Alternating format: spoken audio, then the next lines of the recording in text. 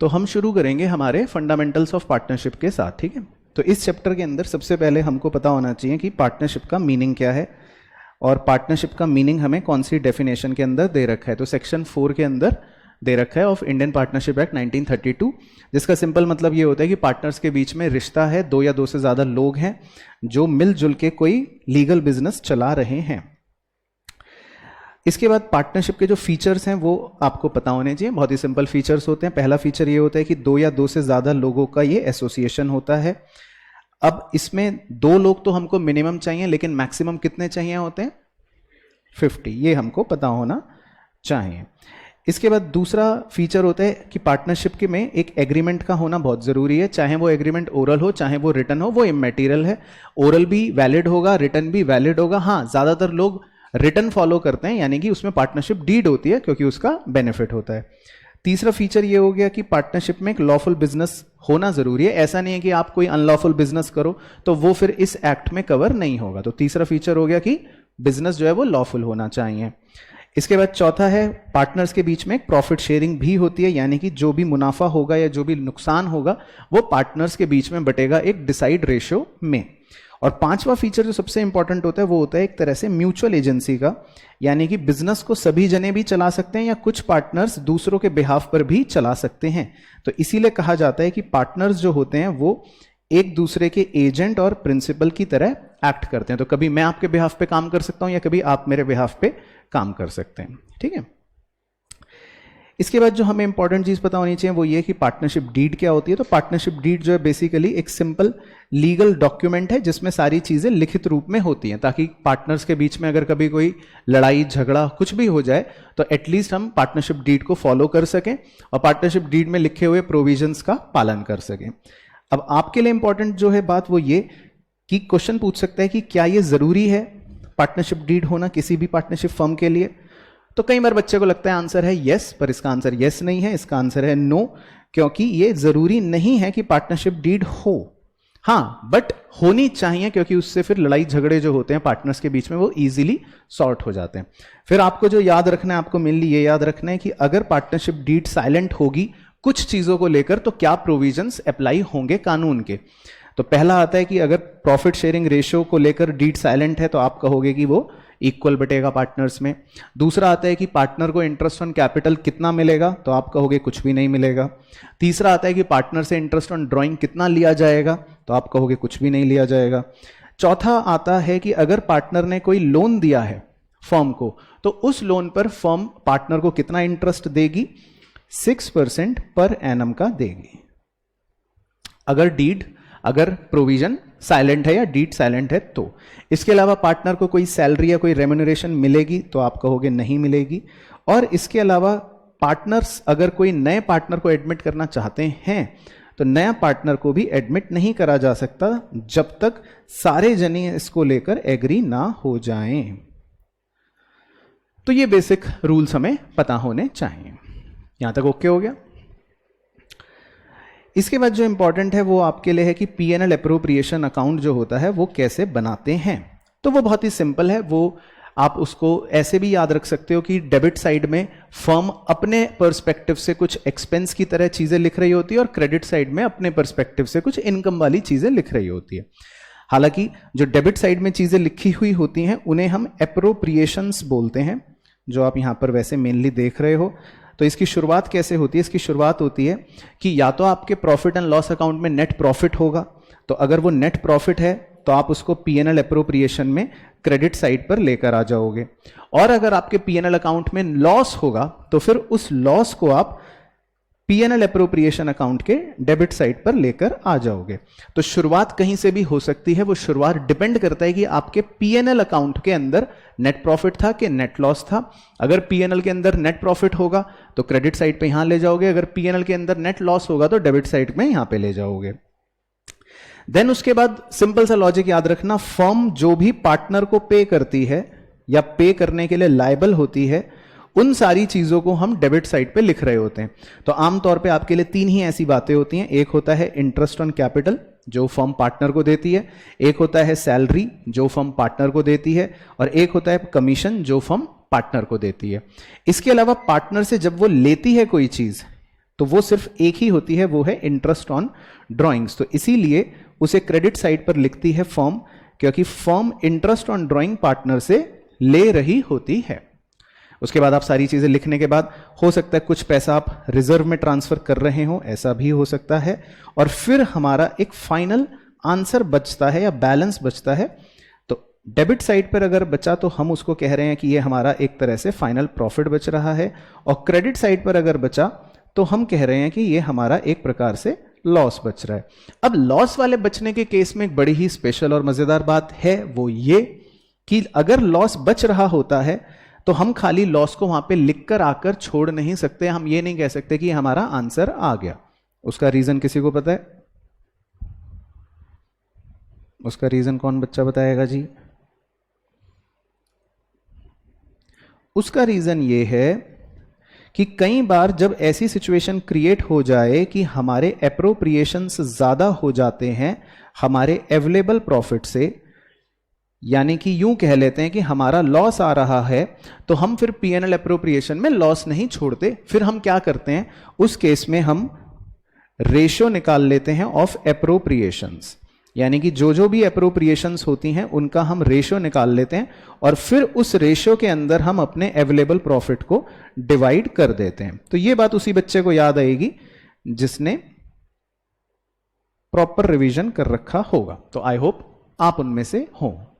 तो क्लियर हो गया पॉइंट। तो अगर कभी लॉस भी आ रहा होता है पीएनएल एप्रोप्रिएशन के अंदर, तो उसका मतलब यह है बेसिकली कि आपके एप्रोप्रिएशंस ज्यादा हो गए हैं और आपके पास मुनाफा जो है वो कम है, तो आपको फिर एप्रोप्रिएशंस का रेशियो निकाल के फिर उस अवेलेबल प्रॉफिट को उस रेशियो में डिवाइड करना पड़ता है। इसका मैं बहुत ही छोटा सा एग्जांपल ले लेता हूं सो दैट आपको बात समझ आ जाए।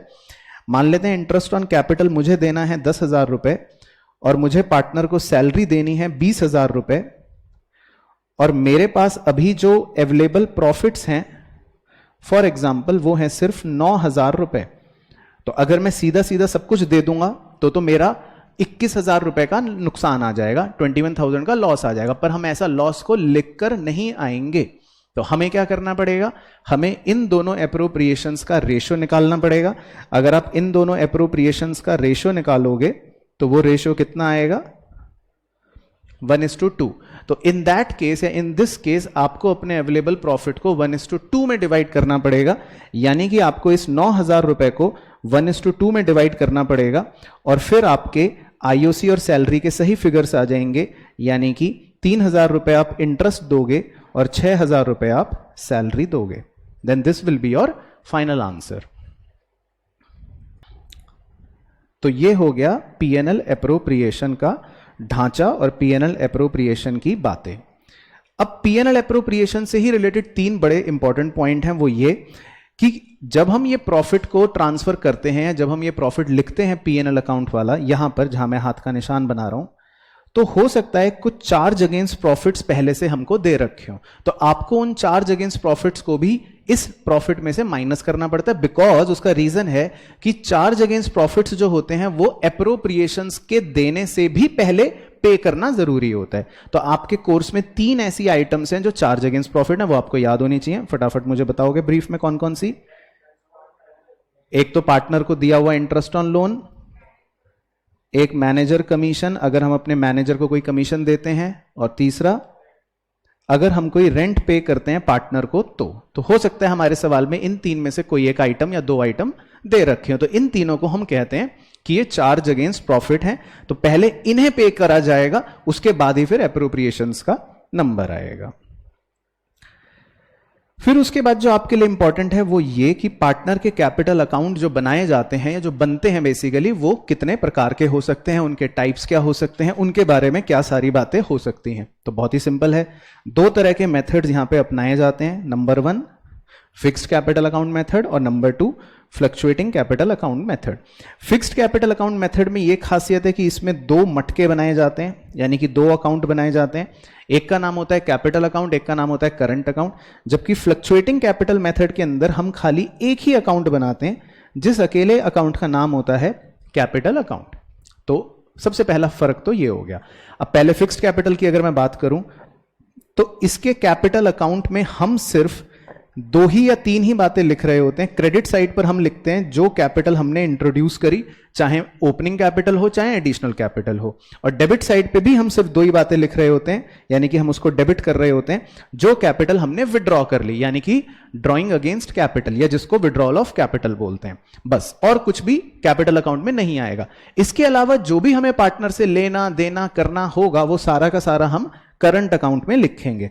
तो इसीलिए करंट अकाउंट के अंदर आप देख रहे हो कि डेबिट साइड में ड्राइंग्स आ गई, डेबिट साइड पे इंटरेस्ट ऑन ड्राइंग आ गया, डेबिट साइड पे लॉस आ गया, क्रेडिट साइड पे सैलरी आ गई, कमीशन आ गया, इंटरेस्ट ऑन कैपिटल आ गया, प्रॉफिट आ गया। यानी कि पार्टनर से जो भी लेना देना करना है वो सारा का सारा करंट अकाउंट में चला जाएगा। लेकिन जब हम बात करते हैं फ्लक्चुएटिंग कैपिटल मेथड की, यानी कि उस वाले पार्ट की, तो उसमें तो हम प्रिपेयर ही एक ही अकाउंट कर रहे होते हैं, कैपिटल अकाउंट। तो उसमें तो ऑटोमेटिकली ही सारी की सारी चीजें एक ही अकाउंट में आती हैं। तो क्रेडिट साइड में कैपिटल इंट्रोड्यूस भी, सैलरी भी, कमीशन भी, इंटरेस्ट भी, प्रॉफिट भी, सब कुछ आ जाएगा। और डेबिट साइड में विड्रॉल ऑफ कैपिटल भी, ड्राइंग्स भी, आईओडी भी, शेयर ऑफ लॉस भी, सब कुछ आ जाएगा। यानी एक ही अकाउंट के अंदर सारी चीजें आ जाएंगी। अब इसमें आपको जो सबसे इंपॉर्टेंट बात पता होनी चाहिए वो ये कि कौन से अकाउंट का बैलेंस क्या बचेगा। तो जो फिक्स्ड कैपिटल अकाउंट होता है उसका हमेशा क्रेडिट बैलेंस बचेगा, क्योंकि इसमें कभी भी नेगेटिविटी या ओवरड्रॉन नहीं हो सकता।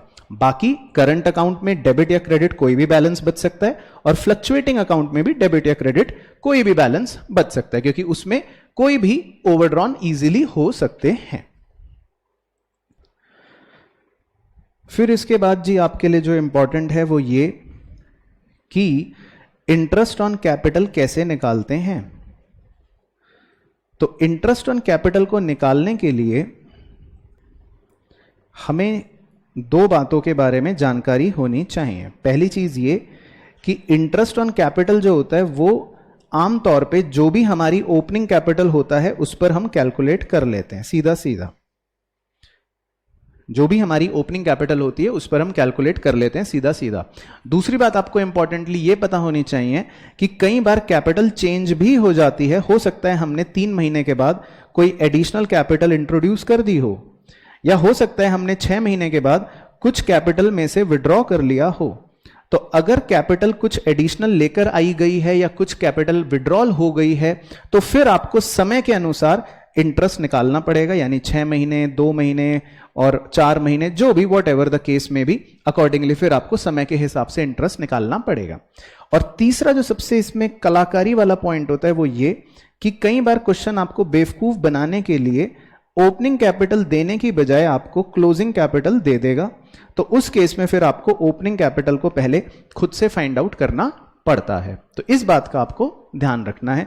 ओपनिंग कैपिटल फाइंड करने के लिए आप चाहो तो फॉर्मूला भी रट सकते हो, और अदरवाइज आप चाहो तो कैपिटल अकाउंट भी प्रिपेयर कर सकते हो। कैपिटल अकाउंट प्रिपेयर करके सारी चीजें पोस्ट कर देना, ओपनिंग कैपिटल आपकी एज ए बैलेंसिंग फिगर आ जाएगी। तो फॉर्मूला है, फिक्स्ड कैपिटल अकाउंट होगा तो ये आप देख सकते हो, आपको लिखवा रखा है। और अगर फ्लक्चुएटिंग कैपिटल अकाउंट होगा तो ये आप देख सकते हो, ये भी आपको वैसे लिखवा रखा है। नहीं तो मेरा सजेशन है आप कैपिटल अकाउंट रफ में बना लेना जल्दी से, उसमें सारे फिगर्स को पोस्ट कर देना और आपका opening capital as a balancing figure आ जाएगा। फिर आपको दूसरी इंपॉर्टेंट चीज थोड़ा सा ये पता होनी चाहिए कि ड्राइंग्स अगेंस्ट प्रॉफिट और ड्राइंग्स अगेंस्ट कैपिटल में अंतर होता है, क्योंकि कई बार बच्चा खाली ड्राइंग्स वर्ड पढ़ के सोच लेता है ये तो एक ही बात है, पर ऐसा कुछ भी नहीं है। ड्राइंग्स अगेंस्ट कैपिटल का मतलब होता है कि इसको हम विड्रॉल ऑफ कैपिटल बोलते हैं। ये परमानेंट नेचर का होता है और ये इंटरेस्ट ऑन कैपिटल को अफेक्ट करता है। जबकि ड्राइंग्स अगेंस्ट प्रॉफिट जो होता है वो थोड़ा सा रेगुलर नेचर का होता है, वो टेम्परेरी नेचर का भी आप कह सकते हो होता है, और वो इंटरेस्ट ऑन ड्राइंग्स को अफेक्ट करता है। तो यानी कि जो सबसे बड़ा पॉइंट आपको ध्यान रखना है वो ये रखना है कि ड्राइंग्स अगेंस्ट कैपिटल को इंटरेस्ट ऑन कैपिटल कैलकुलेट करते समय ही कंसिडर करना है, जबकि ड्राइंग्स अगेंस्ट प्रॉफिट को इंटरेस्ट ऑन ड्राइंग्स कैलकुलेट करते समय कंसिडर करना है। मतलब आईओसी के टाइम पर नहीं करना, आईओडी के टाइम पर कंसिडर करना है। तो उन्होंने ये डिफरेंस वहां पे टेबल में दे रखा है, बट आपको ये पता होना चाहिए। फिर उसके बाद आईओसी हो गया, आईओडी हो गया। देन जो आपके लिए इंपॉर्टेंट चीज है जो आपको पता होनी चाहिए वो है ये, क्या सर?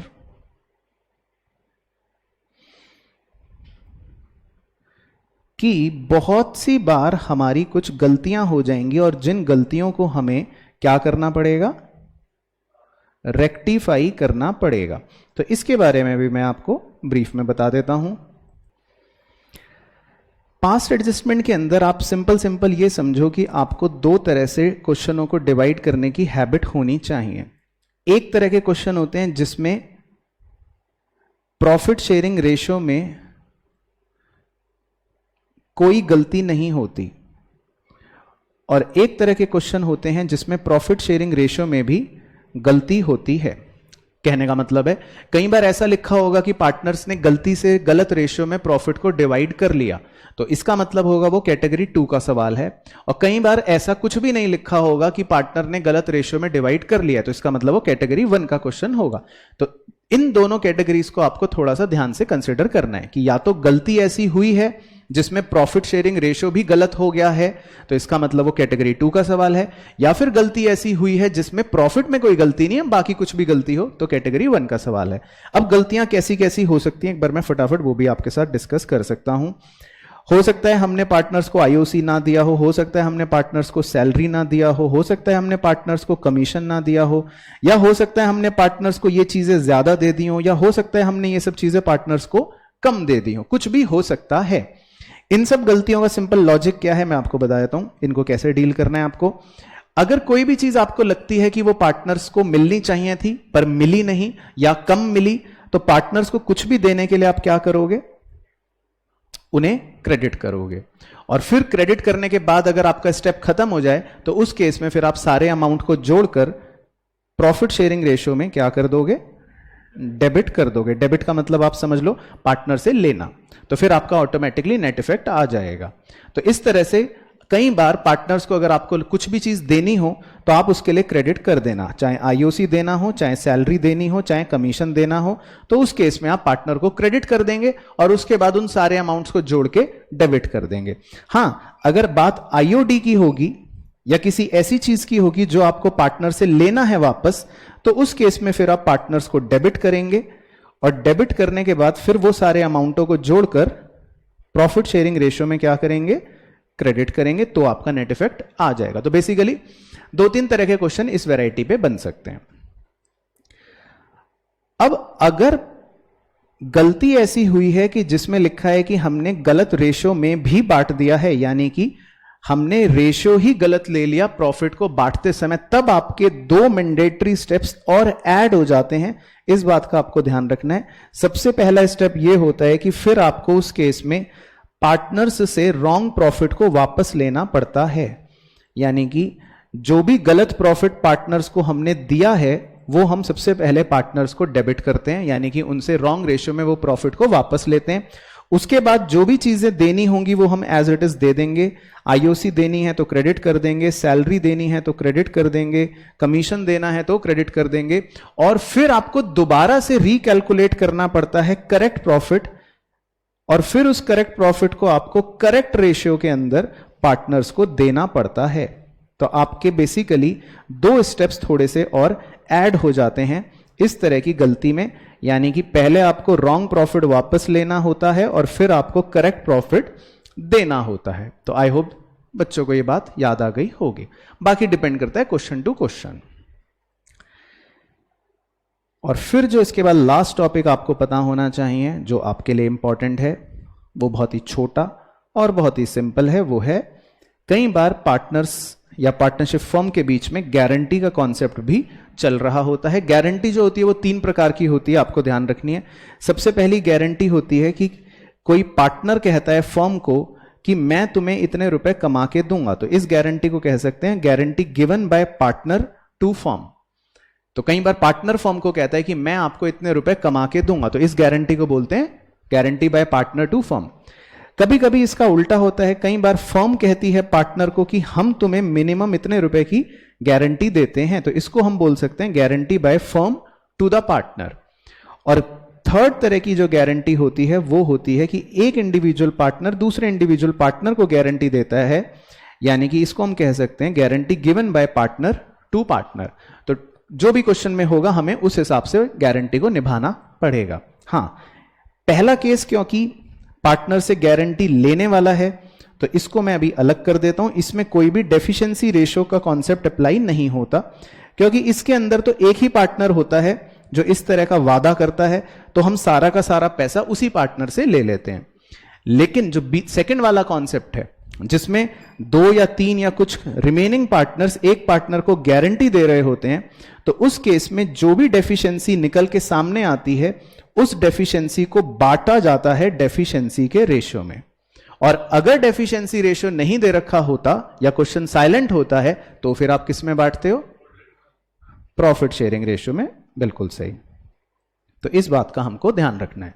और थर्ड केस में भी कोई डेफिशिएंसी रेशियो का कॉन्सेप्ट नहीं अप्लाई होगा, क्योंकि वहां पर भी एक ही पार्टनर दूसरे पार्टनर को गारंटी दे रहा है, तो जो भी कमी पेशी होगी वो उस पार्टनर से लेकर दूसरे पार्टनर को दे दी जाएगी, है ना। और बाकी तो क्वेश्चन टू क्वेश्चन निर्भर करेगा कि क्या हमें दे रखा है। तो ये हो गया चैप्टर जो आपको फुल आपके दिमाग में होना चाहिए कि ये बातें इसके अंदर इंपॉर्टेंट हो गई। ठीक है, फिर एक छोटी सी और पॉइंट आपके साथ डिस्कस कर लेता हूं, 2 मिनट और लगेंगे, वो भी इंपॉर्टेंट है, आपको पता होना चाहिए। वो आता है इंटरेस्ट ऑन ड्राइंग की कैलकुलेशन को लेकर। तो इंटरेस्ट ऑन ड्राइंग की कैलकुलेशन का आपको बेसिक फॉर्मूला याद होना चाहिए कि जो भी पार्टनर ने टोटल ड्राइंग करी है, आप उस टोटल ड्राइंग को मल्टीप्लाई करोगे रेट अपॉन 100 से, और फिर उसके बाद परफेक्ट एवरेज पीरियड अपॉन 12 से।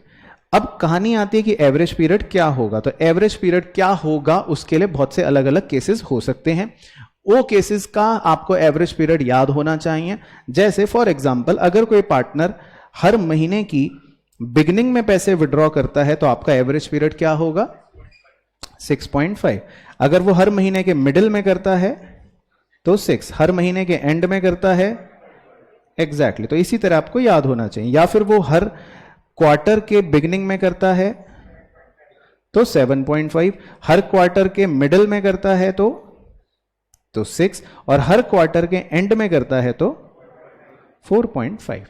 सेम चीजें अप्लाई हो सकती हैं अगर क्वेश्चन ये बोल दे कि ड्राइंग सिर्फ 6 महीने के लिए ही करी गई है, तो देन आपका एवरेज पीरियड भी बदल जाएगा। तो हर महीने की बिगिनिंग का एवरेज पीरियड हो जाएगा 3.5, मिडिल का हो जाएगा 3 और एंड का हो जाएगा 2.5। सेम वे क्वार्टर का भी बदल जाएगा, बिगिनिंग ऑफ द क्वार्टर का हो जाएगा 4.5, मिडिल का हो जाएगा 3 और एंड ऑफ क्वार्टर का हो जाएगा 1.5। तो there are various cases of average period जो आपको याद होने चाहिए।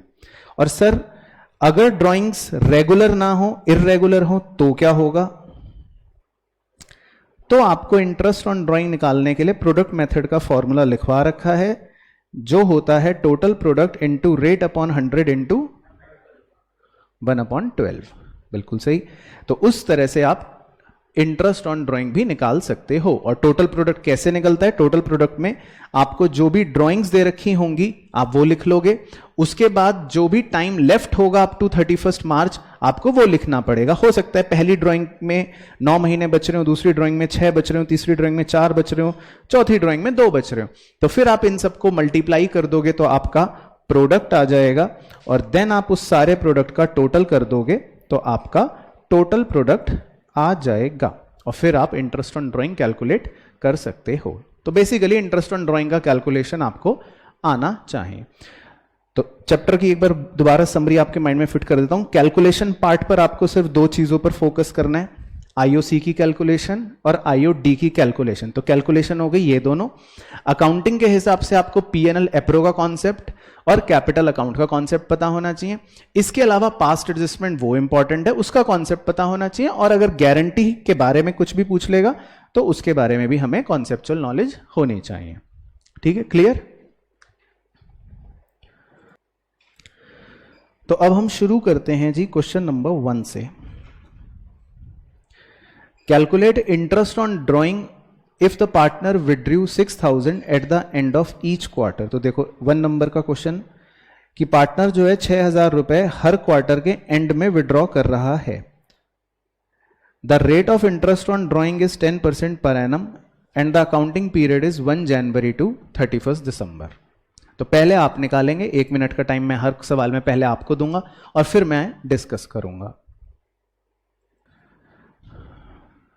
चलो, तो बच्चों ने क्या निकाला होगा, तो उसने 6,000 रुपए हर क्वार्टर के एंड में विड्रॉ करे। तो अगर आप साल की पूरे एक साल की बात करते हो तो एक साल में कितने क्वार्टर हो गए, 4 क्वार्टर हो गए।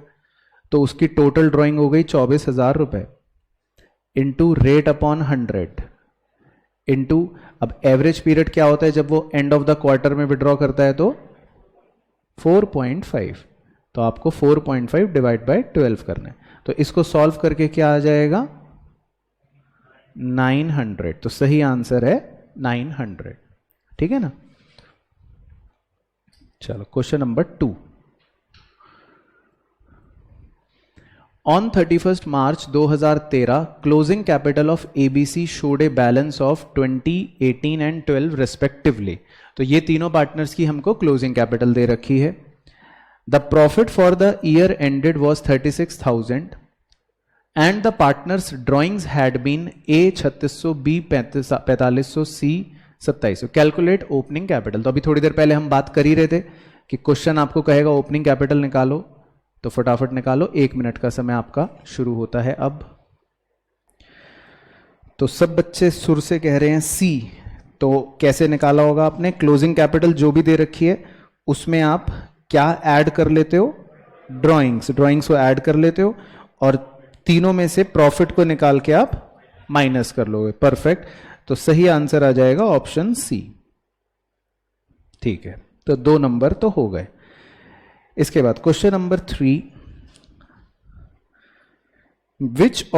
विच account is to be recorded on the debit side for charging the interest on partners loan. जब हम पार्टनर लोन चार्ज करते हैं, मतलब उसका इंटरेस्ट चार्ज करते हैं, तो डेबिट में क्या रिकॉर्ड करते हैं, बताइए जी।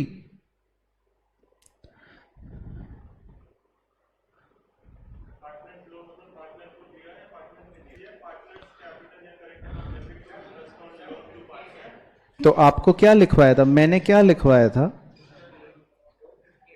कि interest on partner loan form के लिए क्या है, खर्चा है, तो हम उसको डेबिट करते हैं और उसको क्रेडिट किस में करते हैं, पार्टनर के लोन अकाउंट में, क्योंकि हम लायबिलिटी मानते हैं कि और बढ़ गई, हमारी लायबिलिटी और बढ़ गई।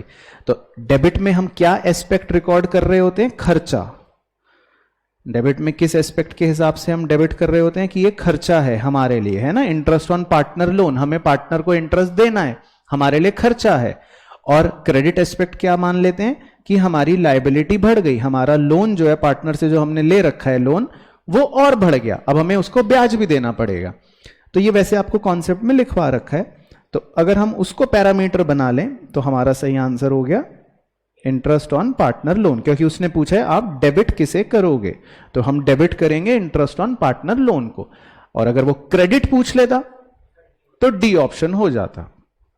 ठीक है ना। तो इसीलिए ये क्वेश्चन जो है ये हो गया सितारा। इसके बाद question number 4, what will be the adjusting entry to provide for interest on partner loan. तो ये 3 का ही एक तरह से कॉम्प्लीमेंट्री क्वेश्चन आ गया। इस बार वो आपसे एंट्री ही पूछ रहे हैं, मतलब कि क्या एंट्री करते हो आप इंटरेस्ट ऑन पार्टनर लोन देने के लिए। तो ए, वो तो मैंने आपको अभी अभी बता ही दिया। ठीक है ना। चलो उसके बाद है जी क्वेश्चन नंबर 5,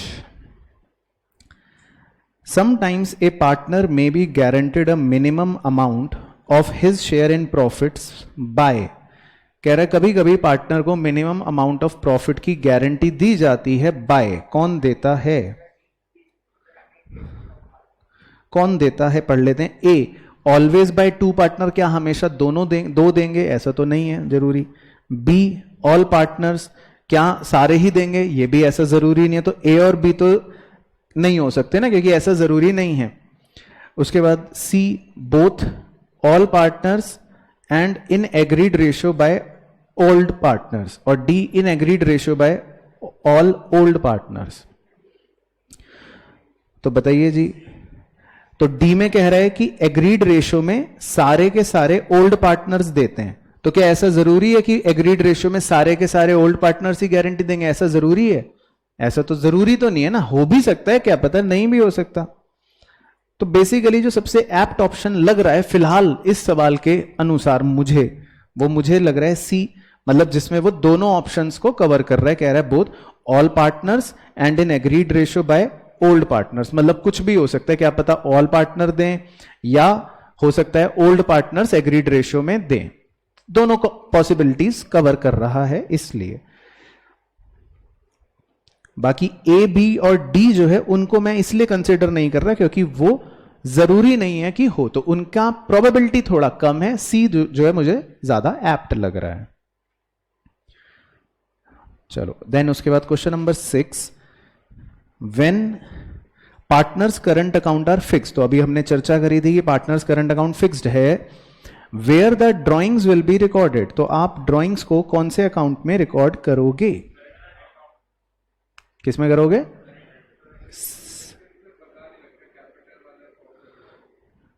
ड्रॉइंग्स जब भी बोलता है तो हमेशा क्या माना जाता है? ड्रॉइंग्स अगेंस्ट प्रॉफिट, है ना। तो अगर आपको किसी भी बच्चे को इस पॉइंट में डाउट है तो लिख लेना, सिंगल वर्ड ड्रॉइंग्स का मतलब हमेशा ही होता है ड्रॉइंग्स अगेंस्ट प्रॉफिट, और अगर ड्रॉइंग्स अगेंस्ट कैपिटल वो बोलना चाहेगा तो फिर वो बोलेगा विड्रॉल ऑफ कैपिटल, या पूरा लिख के बताएगा। तो सही ऑप्शन हो गया डी, करंट अकाउंट। इसके बाद 7 आपका होमवर्क है, उसके बाद 8 आपका होमवर्क है, then 9, when guarantee is given to a partner by the other partners, एक पार्टनर को दूसरे पार्टनर्स गारंटी दे रहे हैं, deficiency on such guarantee will be borne by, firm नहीं करेगी पक्का? चलो ठीक है, तो very good, partners who give guarantee, तो जिसने गारंटी दी है, जिन पार्टनर्स ने गारंटी दी है वही पार्टनर फिर गारंटी को बोर्न करेंगे, ठीक है। उसके बाद question number 10, interest on partners capital account is to be credited to, तो इंटरेस्ट ऑन पार्टनर कैपिटल को आप कहां पर क्रेडिट करते हो? तो वैसे तो इसकी मैंने आपको डायरेक्ट एंट्री लिखवा रखी है, P&L appropriation account debit to partners capital account, क्योंकि आप P&L एप्रोप्रिएशन अकाउंट को डेबिट करते हो जब आपको इंटरेस्ट ऑन कैपिटल देना होता है, और आप पार्टनर के कैपिटल अकाउंट में क्रेडिट करते हो। तो सही ऑप्शन क्या बन गया इसका? Option number A. तो हम कहां पर क्रेडिट करते हैं? पार्टनर के कैपिटल अकाउंट में क्रेडिट करते हैं। तो क्लियर हो गया सब बच्चों को? चलो अब क्वेश्चन नंबर 11 आपका होमवर्क है, क्वेश्चन नंबर 12 करेंगे। 12 में कह रहा है कि जी रीअसर्शन, एक स्टेटमेंट दिया है, interest on capital to a partner is payable only out of profit, और जब भी रीजन पढ़ो तो एक बार आप उसको ऐसे बिकॉज लगा के पढ़ो ताकि आपको लिंक मिले। बिकॉज, फिर रीजन की तरह पढ़ो, because interest on capital is an appropriation of profit that is required to be provided irrespective of profit or loss। तो दोनों स्टेटमेंट पढ़ के आपको अब ये बताना है ए बी सी डी कौन सा ऑप्शन सही है। श्योर? कॉन्फिडेंट? चलो वेरी गुड, सही, क्योंकि रीजन वाला स्टेटमेंट गलत है। हम एप्रोप्रिएशन में ऐसा नहीं करते हैं, इनफैक्ट हम चार्ज होता है तो हम उसको ऐसा करते हैं कि पे करना पड़ता है इररिस्पेक्टिव ऑफ प्रॉफिट और लॉस। तो रीजन वाला जो स्टेटमेंट है वो उसने गलत दे रखा है, यानी कि फॉल्स दे रखा है। बाकी असर्शन जो है वो सही है, क्योंकि हम आईओसी जो है वो प्रॉफिट में से ही देंगे। चलो उसके बाद है जी क्वेश्चन नंबर 13, तो होमवर्क है 14। Capital is the amount introduced in cash और in kind by the partners, ये हो गया एक स्टेटमेंट। फिर बिकॉज लगा के पढ़ना, because capital account is open in the name of each partner and the introduction is debited to his account. तो ए में तो कह रहा है capital is the amount introduced in cash और काइंड बाय द पार्टनर, क्या वो सही कह रहा है? कैपिटल वही होती है जो पार्टनर इंट्रोड्यूस करता है, ठीक है, true. Because a capital account is opened in the name of each partner and the introduction is debited to his account, तो credited होता है, क्योंकि जब कोई पार्टनर पैसे लेकर आता है तो आपने बचपन में भी एंट्री पढ़ी थी cash account debit to capital, तो आप कैपिटल को क्रेडिट करते हो, डेबिट नहीं करते हो, तो उसके इस डेबिट वर्ड लिखने की वजह से ये स्टेटमेंट फॉल्स बन गया। तो हमारा सही आंसर क्या हो गया? ऑप्शन नंबर सी हो गया। सबको समझ आ रहा है? उसके बाद क्वेश्चन नंबर 15 में कह रहा है assertion, the capital account of a partner does not show a debit balance in spite of regular and consistent losses year after year, और रीजन दे रहा है because all the transactions relating to loss of profit, drawings, salary, etc. are shown in the current account and not in the capital account in case of fixed capital. Both ANR are true, ठीक है, और वो correct explanation भी है, पक्का sure? तो कह रहा है कैपिटल अकाउंट में कभी डेबिट बैलेंस नहीं आएगा चाहे लगातार लॉस भी क्यों ना हो, क्योंकि सारी transaction relating to loss drawing जो है वो हम करंट अकाउंट में दिखाते हैं, not in capital account in the fixed capital method. तो बिल्कुल बिल्कुल सही, यानी कि एप्ट है, ऐसा ही होता है। चलिए फिर इसके बाद है जी क्वेश्चन नंबर 16 में कह रहा है assertion, partnership firm is a form of organisation where 2 or more persons carry on some business activity on the basis of agreement among them because the profit और loss arising from the partnership business is shared by the partners equally. यानी कि आप कह रहे हो कि A true है statement और रीजन जो है वो फॉल्स है। क्यों? रीजन क्यों फॉल्स है? क्योंकि प्रॉफिट जरूरी नहीं है कि वो पार्टनर्स इक्वली बांटे, तो वो स्टेटमेंट उसने गलत दे रखी है या वो रीजन उसने गलत दे रखा है। और शुरू की स्टेटमेंट सही दे रखी है कि पार्टनरशिप फर्म जो है वो 2 या 2 से ज्यादा लोगों का एक ऑर्गेनाइजेशन होता है जो मिलजुल के बिजनेस एक्टिविटी कर रहे होते हैं। बिल्कुल सही।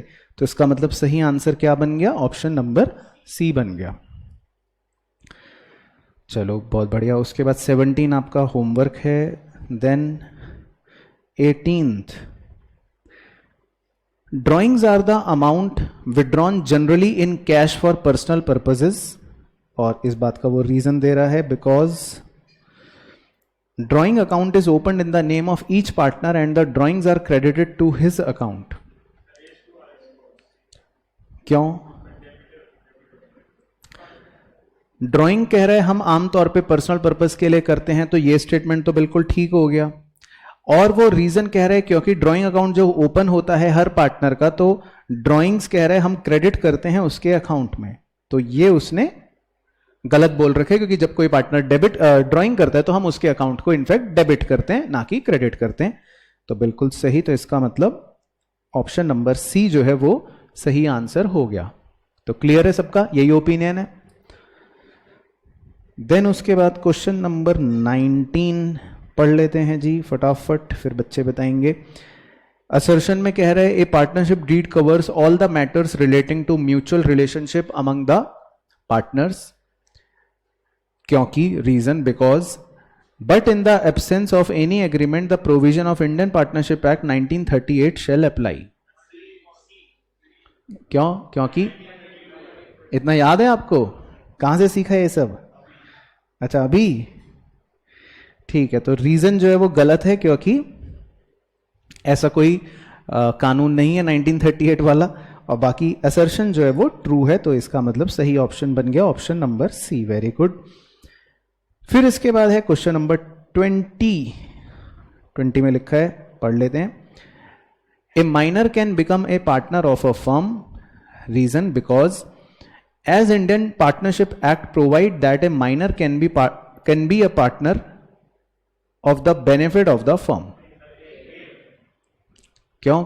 क्योंकि सही है। कहां पढ़ा था ये? नोट्स में है या वैसे है? पता होना भी चाहिए। माइनर को हम पार्टनर्स बना सकते हैं फर्म में, वैसे अलाउ नहीं होता, लेकिन बना सकते हैं। कब बना सकते हैं? अगर उसके बेनिफिट के लिए बनाया जा रहा हो तो। ठीक है, वेरी गुड। उसके बाद है जी क्वेश्चन नंबर 21।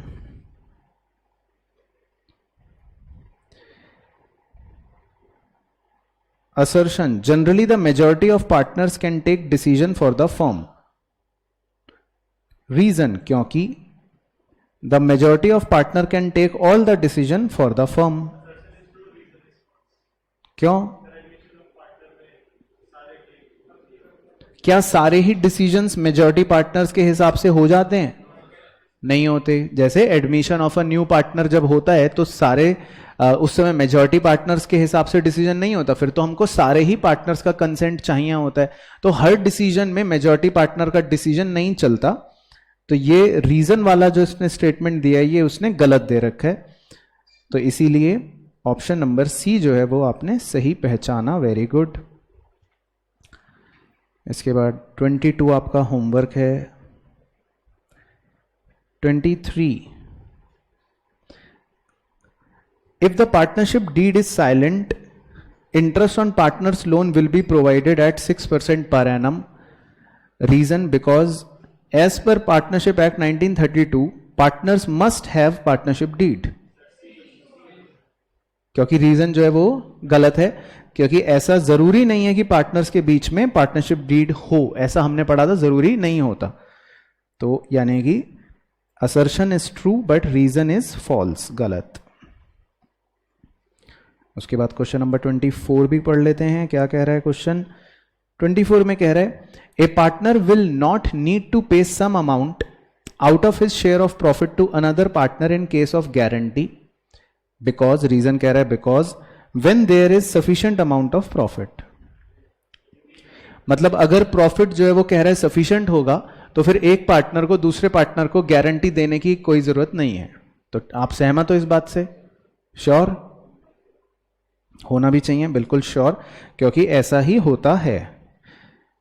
तो अगर सफिशिएंट प्रॉफिट है तो फिर थोड़ी ना गारंटी अप्लाई होगी, क्योंकि गारंटी हमेशा मिनिमम प्रॉफिट के लिए होती है. अगर ऑलरेडी सफिशिएंट प्रॉफिट मिल रहा है किसी पार्टनर को तो फिर हमें उसको गारंटी देने की कोई भी जरूरत नहीं पड़ेगी. तो बिल्कुल सही बात बन गई. उसके बाद 25 आपका होमवर्क है. चलो अब 5 ट्रू फॉल्स और डिस्कस करते हैं, देखते हैं आपके कितने तुक्के सही लगेंगे. Number 1, the maximum number of partners that A partnership firm can restrict is 45. तो ये तो ट्रू लग रहा है, बिल्कुल सही है. 45 ही था, 50. ओके ठीक है, तो फॉल्स. उसके बाद नेक्स्ट है the partnership is defined under the section 4 of partnership act 1932. Section 9 नहीं था, 4 था. सबसे पहले यही करा था. ठीक है, तो ट्रू. उसके बाद C, a partner who devotes more time to the business than others is entitled to get salary. क्यों? जिसने ज्यादा टाइम दिया तो उसको सैलरी नहीं मिलनी चाहिए? शाबाशी मिलेगी, पैसे नहीं मिलेंगे. ठीक है, फॉल्स. Very good. उसके बाद D, the business of the firm can be conducted even by one partner. Mutual agency, क्योंकि बिजनेस जो है एक जना भी चला सकता है ऑन बिहाफ ऑफ अदर्स. तो बिल्कुल सही, ट्रू. Very good. और उसके बाद ई में कह रहा था share of profit of a partner is 75% if he contributed 75% of the capital in absence of partnership deed. Equal होता है. ओके ठीक है, तो बिल्कुल सही, क्योंकि ऐसा कोई भी प्रोविजन नहीं है अगर पार्टनरशिप डीड साइलेंट है तो. ठीक है. चलो देन इसके बाद आपसे कुछ फिल इन द ब्लैंक भी डिस्कस कर लेते हैं. 5 क्लास वर्क में करेंगे, 5 आपके होमवर्क रहेंगे. तो सबसे पहले A, minimum number of persons required to start a partnership business is 2. ठीक है. उसके बाद सेकंड बी, सैलरी और commission to the partner is an dash out of profit. तो जो हम पार्टनर को सैलरी या कमीशन देते हैं वो क्या होता है? एप्रोप्रिएशन. Very good. चार्ज नहीं होता. उसके बाद C, dash is an extension of PNL account. Very good, simple. PNL appropriation account is the extension of PNL account. Then उसके बाद D, maximum number of partners in case of LLPR. अच्छा, फिर तो illegal association हो जाएगी 50.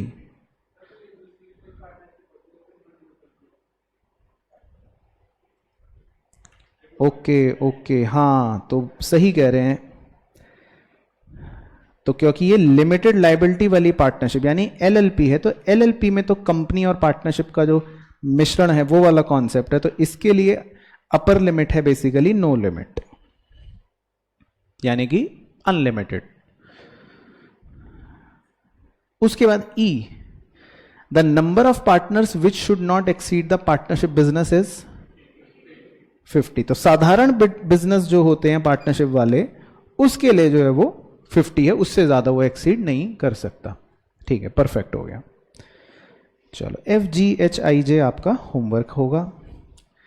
इसके बाद match the following के मजे लेते हैं। एक क्वेश्चन नंबर करते हैं 28, तो इसमें आप 1 बाय 1 बस मुझे मैच बताओगे। तो सबसे पहले A, minimum number of partner, तो कौन सा ऑप्शन बन गया? 3, ठीक है। उसके बाद B, legal definition of partnership, section 4, very good. उसके बाद सी, इंपॉर्टेंट फीचर कौन सा है? एजेंसी, पक्का। और true test of existence, mutual agency, very good. कहां से सीख के आओ ये सब? वेरी गुड, चलो ठीक है, तो परफेक्ट हो गया match. True test of partnership होता है म्यूचुअल एजेंसी, बिल्कुल सही। और फीचर था एजेंसी रिलेशनशिप या प्रिंसिपल और एजेंट रिलेशनशिप। सेम होते हैं दोनों, बस वो लैंग्वेज का फर्क है।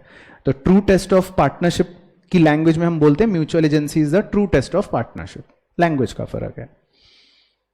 चलो ठीक है, उसके बाद 29 आपका होमवर्क हो गया। इसके बाद 30 करते हैं।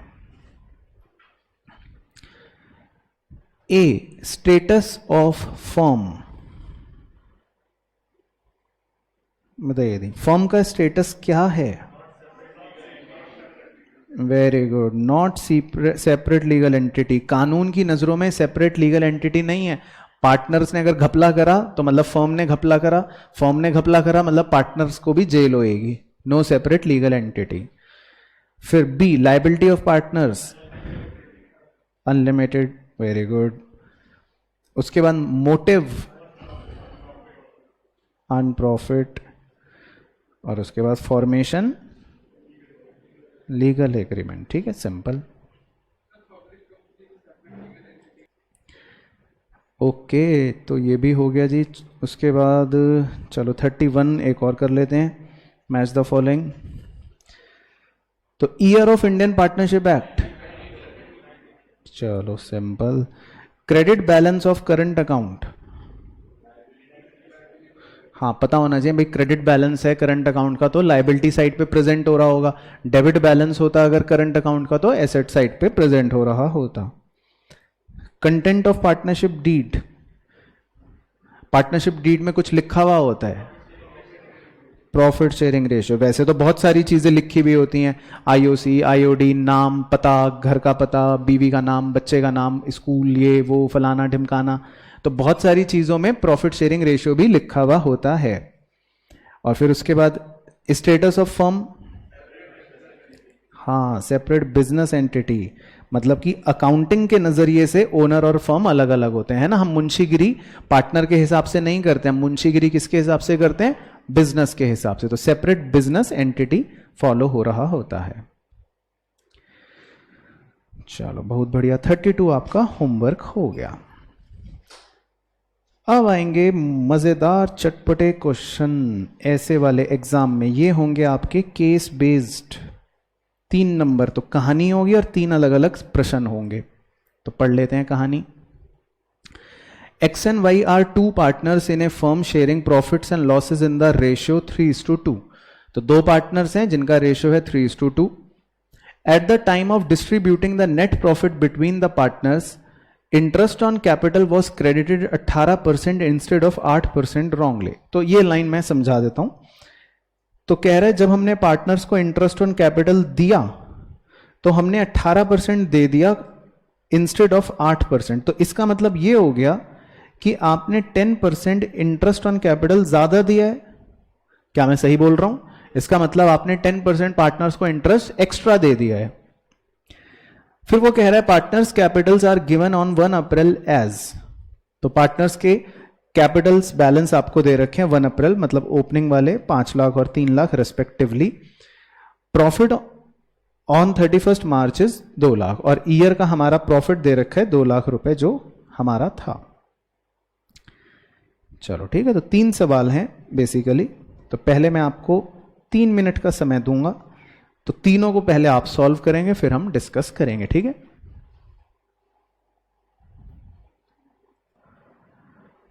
चलो जी, तो बेसिकली क्वेश्चन बहुत ही आसान है।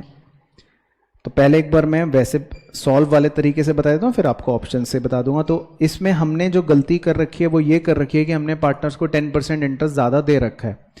तो अगर हम वैसे कॉन्सेप्चुअली करते तो हम ये कहते कि पार्टनर से हम 10% इंटरेस्ट वापस ले लेते।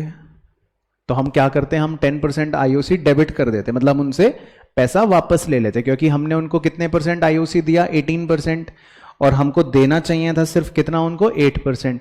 तो हमने उनको 10% एक्स्ट्रा दे रखा है, तो हम वो 10% उनसे वापस ले लेंगे। पहले बोलो ये हाँ, ठीक है। तो अगर आप 10% वापस लोगे तो आप एक्स से 50,000 रुपये वापस ले लोगे, वाई से आप 30,000 रुपये वापस ले लोगे, यही होएगा। तो आपके पास टेक्निकली 80,000 रुपये आ गए, और उसको आप प्रॉफिट शेयरिंग रेशियो में फिर क्रेडिट कर देते। तो ये वैसे सॉल्व हो जाता अगर वो पूछता, लेकिन उसने क्वेश्चन में 3 पार्ट्स पूछे हैं बेसिकली। तो पहला उसने पूछा है कि कितना एक्सेस इंटरेस्ट ऑन कैपिटल आपने एक्स को दिया जो अब आप डेबिट करोगे। तो हमने अभी अभी निकाला कितना, 50,000, सिंपल। दूसरा उसने पूछा कितना एक्सेस इंटरेस्ट आपने वाई को दिया जो अब आप डेबिट करोगे, 30,000, क्लियर, ओके। फिर उसके बाद उसने कहा कि एग्रीगेट एक्सेस प्रॉफिट अब कितना आपके पास जनरेट हो गया इस वजह से टू डिस्ट्रीब्यूट फर्दर, कितना हमको एक्सेस मिल गया ताकि अब हम डिस्ट्रीब्यूट कर सकें, 80,000। तो बस, तो बेसिकली तीनों पार्ट्स क्वेश्चन के ये सॉल्व हो गए। तो क्लियर हो गए सब बच्चों को। तो हमने पार्टनर्स से 10% इंटरेस्ट लिया वापस, तो वो उसी को अंग्रेजी में पूछ रहे हैं कि एक्स से आपने कितना लिया, 50, वाई से आपने कितना लिया, 30। तो कह रहा है फिर आपके पास कितना आ गया प्रॉफिट अब ताकि आप उनको दे सको, तो 80। तो ये हो गया। चलो उसके बाद जी एक और कर लेते हैं, 34 तो आपका होमवर्क हो जाएगा। एक क्वेश्चन मैं आपके साथ कर लेता हूं, 35 कर लेता हूं। तो 35 में लिखा है Ankit and Vinod are partners, their capital as on 1 April are 1 lakh and 2 lakh, profit for the year 20-21 were 90,000 रुपए। As per the agreement interest on capital were 10,000 and 20,000 respectively, ठीक है। And interest on drawings was 6,000 and 10,000 respectively, ठीक है। Ankit salary was 2,000 per month and Vinod salary was 5,000, ठीक है। The accountant how ever committed mistake, तो मुंशी जो है वो आपकी तरह होगा, तो मुंशी ने गलती कर दी। And credited the profit in capital ratio, ओ, तो उसने प्रॉफिट को गलती से किस रेशियो में बांट दिया, कैपिटल रेशियो में। कैपिटल रेशियो क्या था, 1:2 में बांट दिया। तो इसका मतलब उसने प्रॉफिट के बंटवारे के अंदर गलती कर दी, ये कह रहा है। और without interest on capital, drawing and salary, और उसने इंटरेस्ट ऑन ड्राइंग भी नहीं दी, सैलरी भी नहीं दी, और आईओसी भी नहीं दिया। तो मतलब बिल्कुल ही नालायक किस्म का मुंशी रहा होगा आपकी तरह। तो ना उसने आईओसी दिया पार्टनर्स को, ना उसने सैलरी दी पार्टनर को, ना उसने आईओडी लिया पार्टनर से, और उल्टा जो प्रॉफिट सही इक्वल बंटना चाहिए था वो भी उसने 1:2 में बांट दिया। तो समझ आ गया। अभी हमने चर्चा भी करी थी कि आपको गलती का ध्यान रखना है, कौन सी गलती है। तो ये कौन सी गलती है, कैटेगरी 2, क्योंकि प्रॉफिट भी गलत रेशियो में बट गया है। तो अब आपका सवाल जो है आपके हवाले, तो करें सॉल्व, फिर डिस्कस करते हैं। तो क्या आ रहा है जी, तो फर्स्ट में वैसे पूछ रहे with what amount was Vinod account credited with initially. कह रहा आपने शुरू में विनोद के अकाउंट को कितने रुपए क्रेडिट करे होंगे। तो अगर हम उस गलती की बात करें जो मुंशी ने करी है, हमारे प्रॉफिट थे 90,000 है ना, और उसने वो प्रॉफिट अंकित को और विनोद को 1:2 रेशियो में दे रखे हैं, कैपिटल रेशियो में। तो अगर 90,000 उसने अंकित और विनोद को 1:2 रेशियो में दिए हैं, तो इनिशियली उसने विनोद को कितने रुपए दे रखे होंगे? 60,000। तो फर्स्ट आंसर हो गया 60,000 सही। तो पहले पॉइंट में वो ये पूछ रहे हैं कि उसने इनिशियली विनोद को कितने रुपए क्रेडिट कर रखे होंगे। क्लियर? तो 60,000। फिर दूसरे में पूछ रहे हैं what was the total salary required to be credited, कि कितनी सैलरी हमको क्रेडिट करनी थी। तो बताओ जी, लिखा था अंकित की सैलरी है 2,000 पर मंथ, तो अंकित को तो मिलेंगे 2,000 रुपए महीने के, तो ये हो गए 24,000। और विनोद की सैलरी लिखी थी बॉस 5,000। अब वो पर मंथ नहीं लिखी, खाली 5,000 ही लिखी है, तो इसका मतलब विनोद को तो खाली 5,000 ही मिलेंगे। तो 24 हो गई उसकी, 5 हो गई उसकी, तो कितनी हो गई? 29,000। तो इसका सही आंसर हो गया 29,000। तो क्लियर है सब बच्चों को? और थर्ड बड़ा मजेदार चटपटा सवाल, what was the interest rate on capital. तो वो भी आप वैसे सवाल में से ही देख सकते हो। अंकित की कैपिटल थी 1,00,000 रुपए, और अंकित का इंटरेस्ट कितना है कैपिटल का? 10,000 ये दे रखा। तो इसका मतलब कितने प्रतिशत हो गया? 10% हो गया, है ना। तो सिंपल गणित है, इतने तो आप समझदार व्यक्ति हो।